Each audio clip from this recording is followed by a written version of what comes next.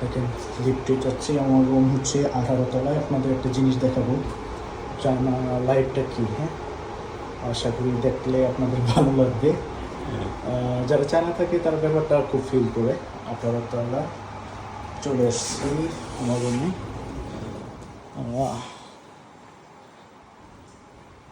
হচ্ছে 1803।